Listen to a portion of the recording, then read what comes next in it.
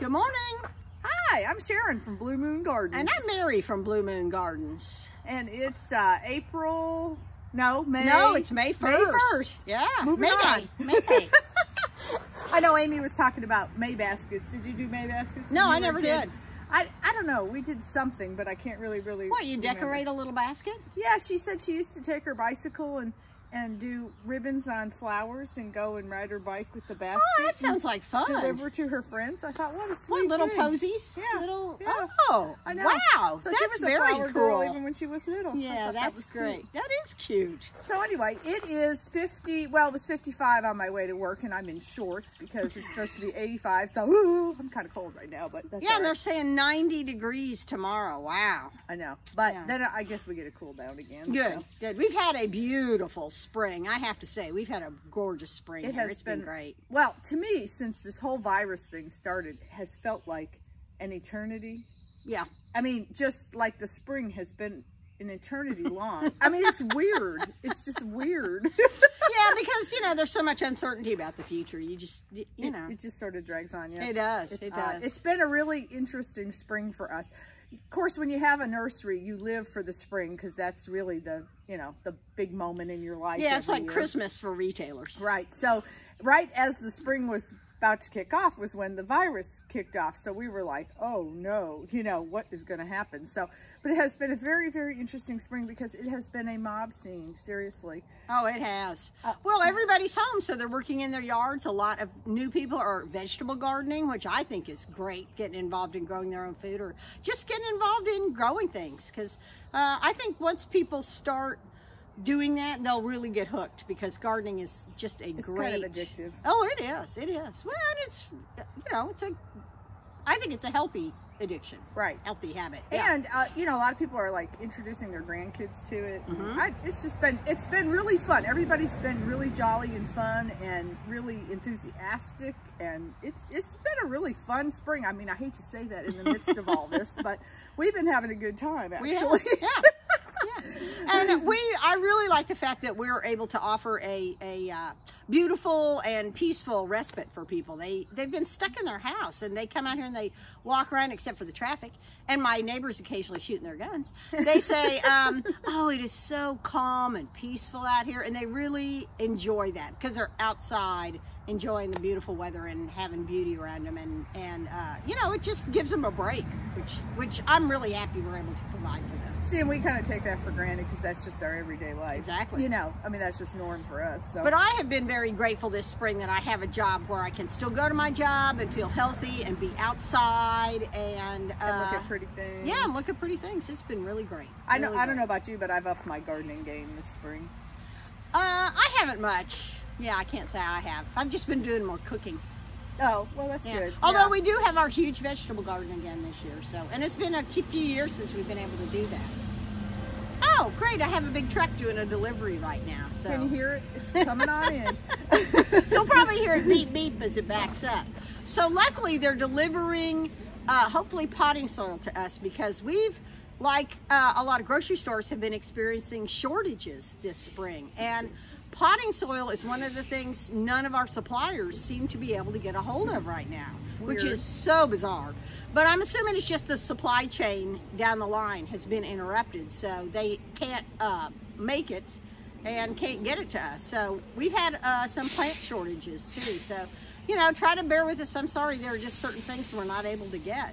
Even the gift shop, because a Yeah. lot of the merchandise, if it's produced in the U.S., a lot of it comes from California or states where they've had really strict, you know, adherence to the stay-at-home laws, and so a lot of people have not been working at all. So yeah, our card rack is like empty. It's bizarre, you know. Yeah. It's like I go into the grocery store and I think toilet paper. They're out of and now they're out of tonic water, which I think tonic water. You know what else? What? Original Fresca. Oh, and I It's love really Fresca. hard to find. Oh, that's funny. Yes, which Jim is into Fresca. Yeah. Yeah, I am funny. too. So it must be somebody put out on Facebook that it's a cure. So everybody's out to get it. It's not a cure, people. Tonic water or Fresca. No. It's just refreshing. Oh no, it's really funny. So today we're going to talk about annual flowers for the sun. And ones that handle the heat, because that's us. That's where we are. And if you don't know what annual is, that means things that don't come back every year. That's just a, you know. Yeah, because that's true.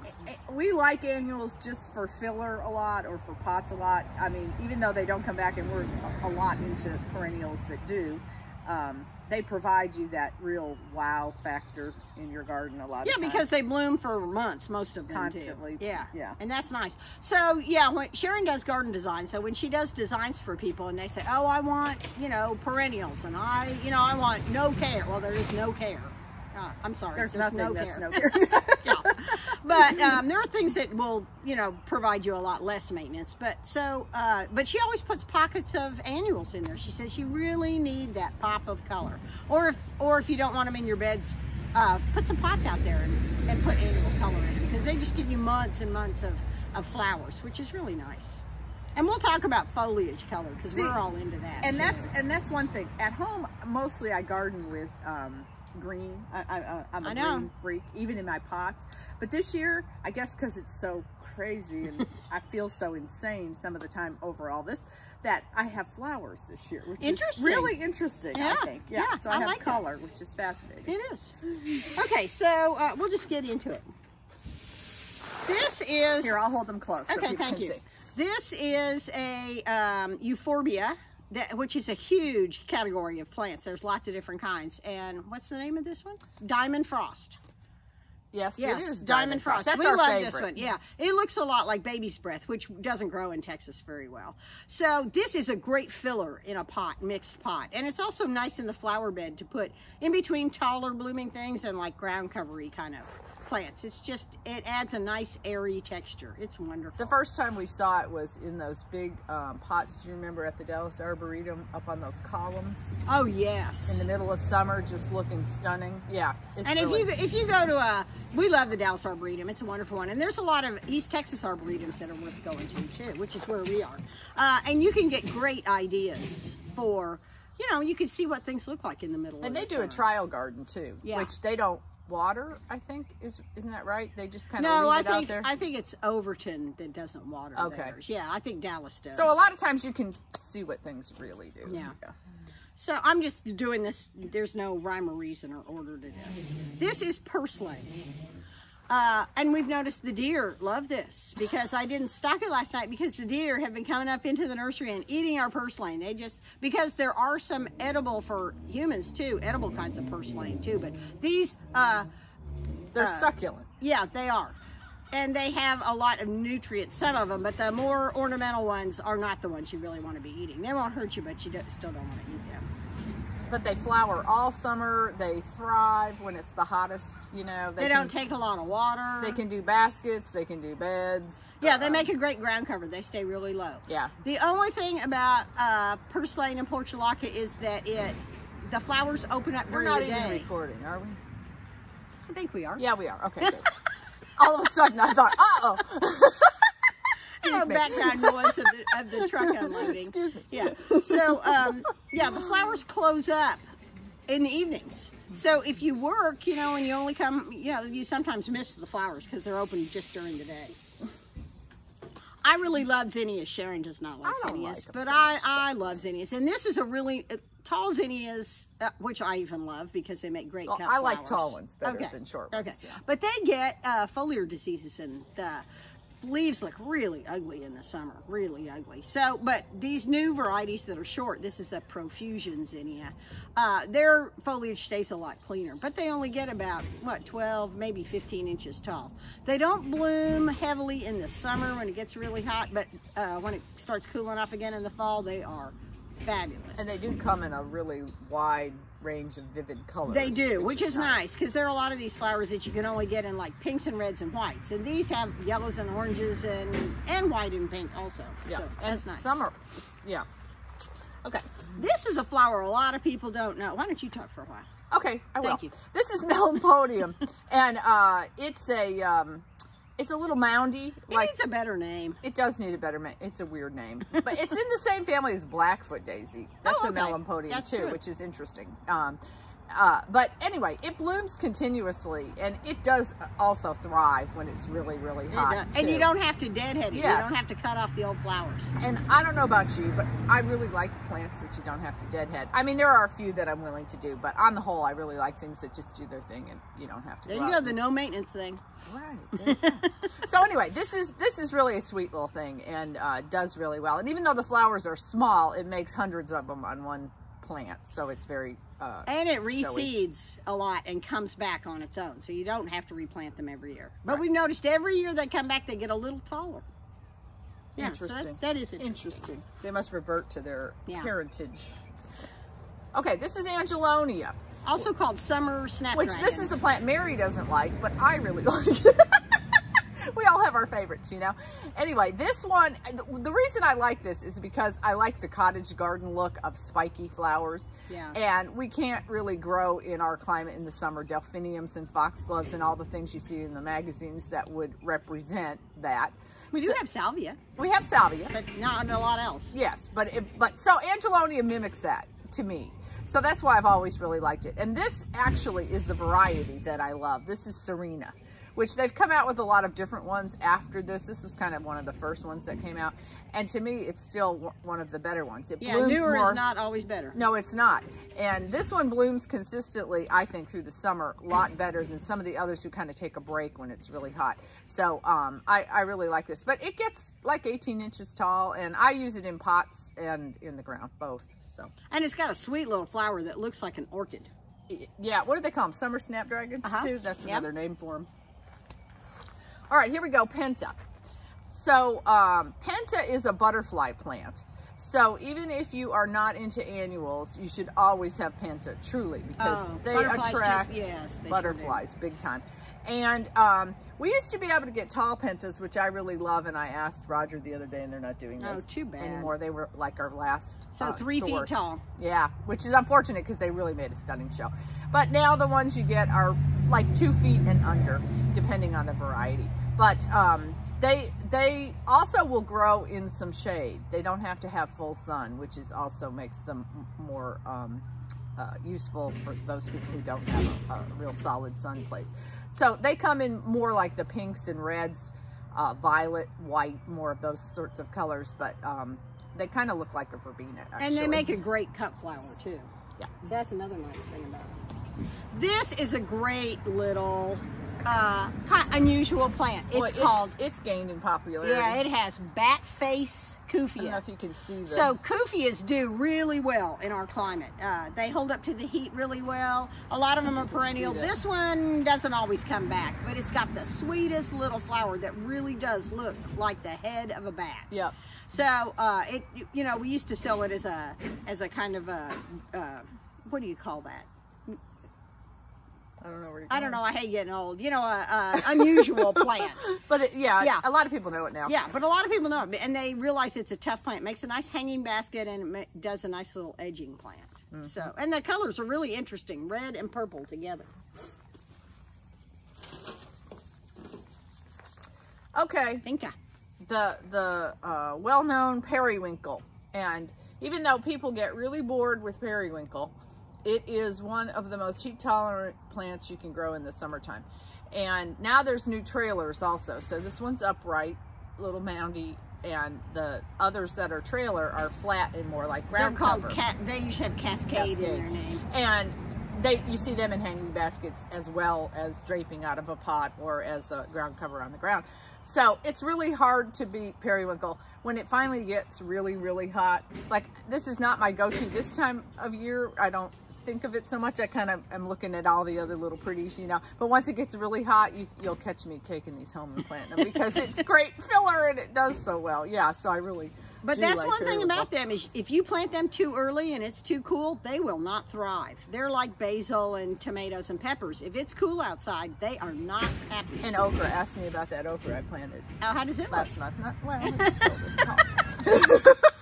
Yeah, don't rush things. Yeah, because people come in like March and they're looking for periwinkles or vinca or whatever you want to call it, and we say no, you don't want those now. You do yeah. want to wait till the ground's do. nice and warm.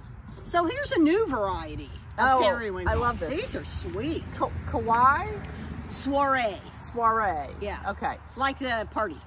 Okay, so here's the bloom on that. Smaller. Tiny little blooms. Yeah, really sweet. Star-shaped. I love the shape of it. Yes. I don't know what the parentage is on this, but it's really cute. We had some last year.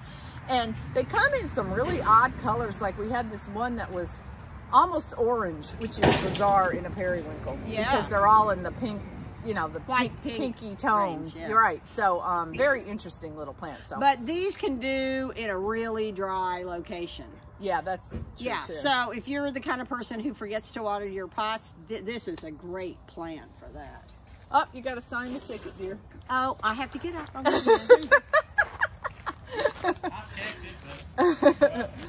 All right, this is a Gomphrena Bachelor Buttons, and for years we've sold the little buddy purple dwarf Bachelor Buttons, and long ago we used to get seed for taller varieties like Strawberry Fields that got like 2 feet tall. So we're kind of fond of the older, taller versions of them. But this one is known as Truffula Pink, and it's done really well. We had it last year, and it's about knee-high when it's in bloom. And it's another one that just thrives in the heat and likes it nice and dry, actually. So, and we didn't deadhead that either, and it did okay. Right, and they call this an everlasting, which I'll tell you, a flower that's an everlasting is something that actually is really the same on the plant as when you take it off the plant and dry it, cut it and dry it.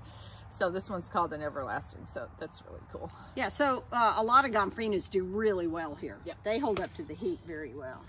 So I had to bring Lantana. Okay. Which, you know, nobody, very old-fashioned. Nobody cares about Lantana except those of us who care about Lantana. I know. Well, deer don't eat it. So if you have a problem with deer, that's a great thing. And that's another one everybody gets bored with Lantana. But the nice thing about it is that the old-timey ones got really huge and really, you know, were a pain because they take really over your flower bed. But the trend has been in the last number of years to produce Lantana that are much more compact. So if you get like the Bandana series or the Lucky series, they're all more moundy, yeah, and tighter. You know, they don't run off everywhere. So that's been nice. Although I will say those varieties are not always as winter hardy as some of the old. Yeah, so they're definitely annuals. Right. But drought tolerant, deer resistant, useful that way. Well, I brought this petunia just because it's gorgeous. I love the color combination. This is one that Chris, our grower, grew from seed. So we've had it's been a mixed bag of colors. She had some black cherry last year at her house, and she had another one that I can't remember the name of. And so they cross-pollinated. So when she collected the seed, this is what she got this year, which is really stunning. Oh, it is. I love it. Yeah, so petunias really are not a great flower for the summer in Texas because they really can't handle the heat. But man, they love spring. They do love spring, and a lot of growers around here sell them for fall color too. So they like it cooler at night. So yeah, they're a wonderful transition plant between the seasons. Yeah, Chris is an amazing petunia grower. She really is. She really is good at that. Okay, begonia. This is a new variety called, or fairly new, you know, in the last few years, called Whopper. And man, is that a great name for it.